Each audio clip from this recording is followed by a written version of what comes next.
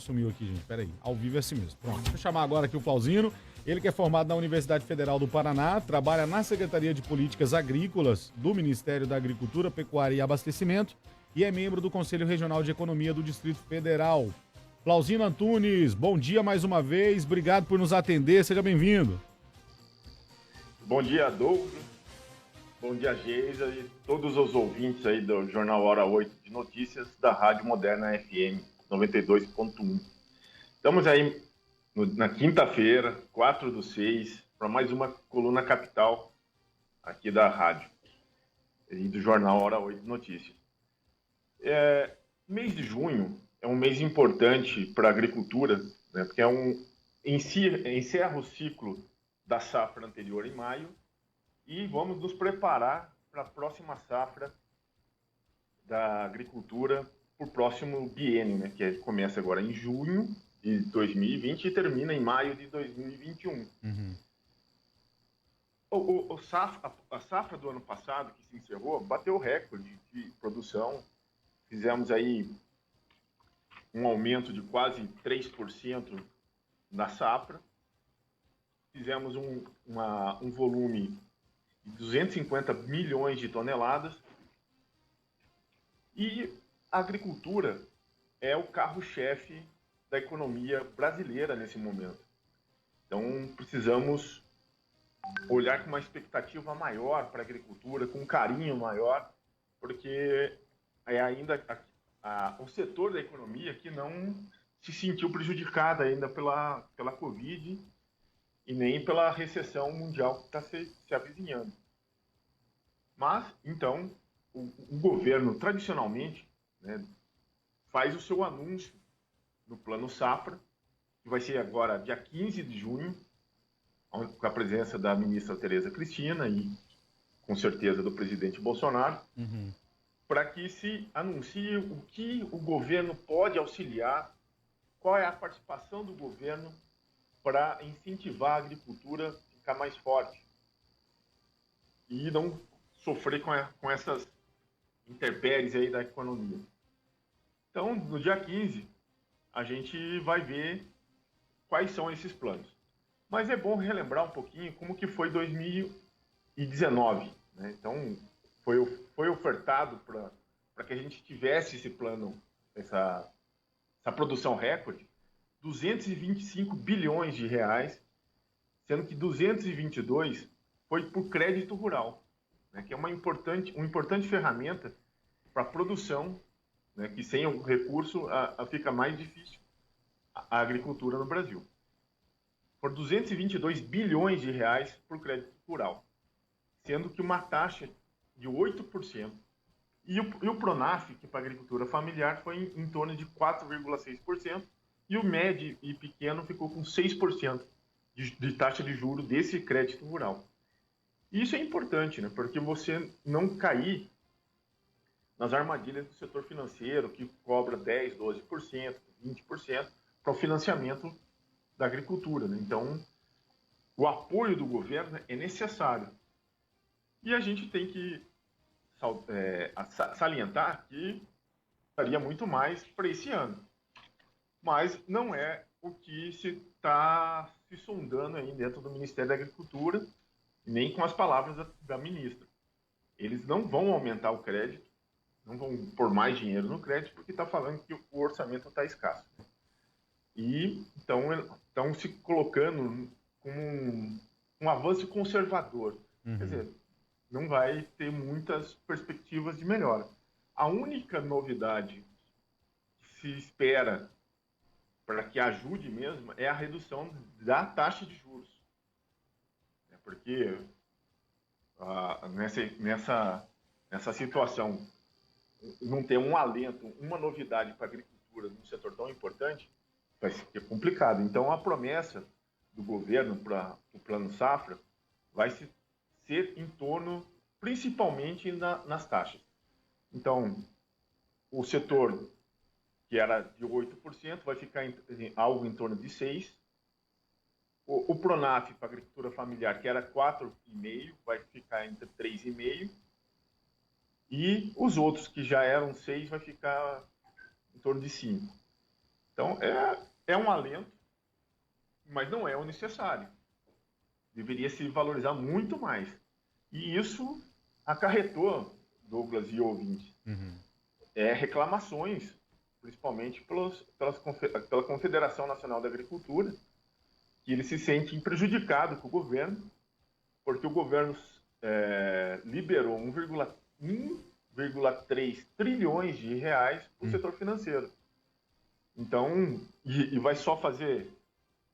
essa redução?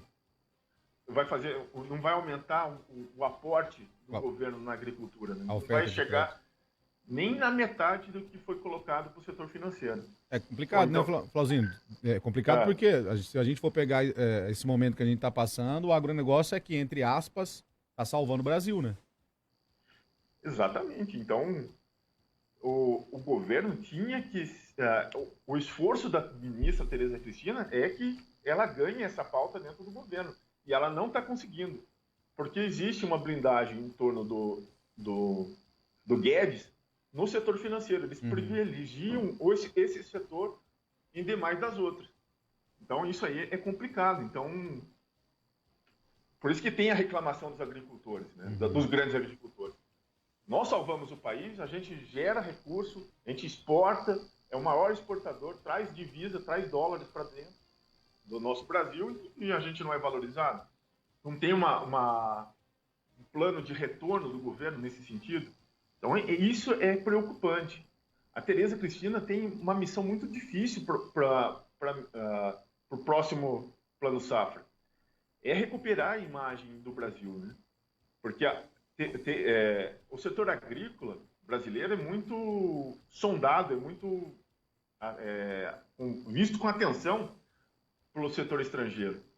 Então, as queimadas da Amazônia que foram feitas, o Covid, como está sendo tratado, as relações exteriores do Brasil com a China, a política interna que está tendo essa confusão toda de presidente, governadores e prefeitos, o Congresso, o STF, isso tudo prejudica a nossa exportação.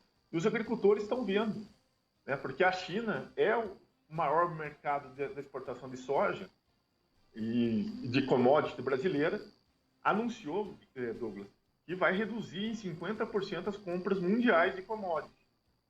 Então, e como que a gente fica? Vai afetar diretamente aqui o Brasil, né? Exatamente. Não adianta a gente aqui fazer a lição de casa, tá? O aumento de produção e tudo mais, se não tiver para quem vender. O alento é que a China fala assim, ó, de todas as commodities, a única que eu não vou cortar, eu posso até crescer no consumo em torno de 10%, é a soja. E isso para o Brasil é um fio de esperança. Mas o que a gente pode fazer se a China parar de comprar? Desses 10% que ela aumente, não compre do Brasil e compre dos Estados Unidos, por exemplo. Os Estados Unidos, em contrapartida, está passando uma convulsão social que além do Covid, está tendo essas revoltas internas que vai prejudicar o consumo também. Então, o que o Brasil vai fazer com os agricultores? Como que a gente vai fazer com a agricultura, com o agronegócio? Essa é a grande missão. Se o governo não dá dinheiro, ou não aumenta o dinheiro, não aumenta o crédito, não aumenta o seguro, para que se tenha a produção, no mínimo tem que garantir que as exportações sejam concretizadas. Bom, então queria falar alguma coisa, Douglas? Não, é só falar sobre essa expectativa do lançamento aí do Plano Safra. Só para deixar claro, o Flauzino, aqui no Luiz Eduardo, você sabe, né? A gente tem uma das maiores feiras de tecnologia agrícola do Norte e Nordeste do nosso Brasil, considerada a terceira maior, né, do país, que é a Bahia Farm Show. E todos os anos o Plano Safra ele é sempre lançado neste período da Bahia Farm Show, né? A Bahia Farm Show seria na semana passada, geralmente uma semana depois, que é o prazo que você está nos dizendo aí. Então há uma expectativa muito grande em torno do lançamento desse Plano Safra, o que o governo vai preparar para os agricultores, né, para o setor agrícola. E aí eu te pergunto, Flauzino, os produtores são aliados ao governo Bolsonaro. A grande maioria dos produtores, os grandes produtores, são aliados do governo Bolsonaro. Apoiaram, inclusive, o presidente Jair Bolsonaro nas eleições. Como é que fica? Você acredita que, a partir desse Plano Safra, se não agradar, né, pelo que você está me dizendo aí, tende a não agradar esse setor agrícola, se for anunciado da forma que está sendo colocado aí. Você acha que isso pode também interferir politicamente nesse relacionamento? Certeza, né? Que o que interfere a esfera política é a esfera econômica, né? Então, se a economia vai mal, a política vai mal. Então, se o resultado não for o esperado, não for o que esse setor, como você bem disse, Douglas, apoiou de forma massiva, extensiva a eleição do Bolsonaro. E eles jogam toda uma expectativa na Tereza Cristina como seu representante nesse governo para que ela consiga reverter o posicionamento do governo. Principalmente aí do núcleo duro, que é Bolsonaro e Guedes. Mas o que você vê é que a força do Guedes, que representa o setor financeiro, é muito maior.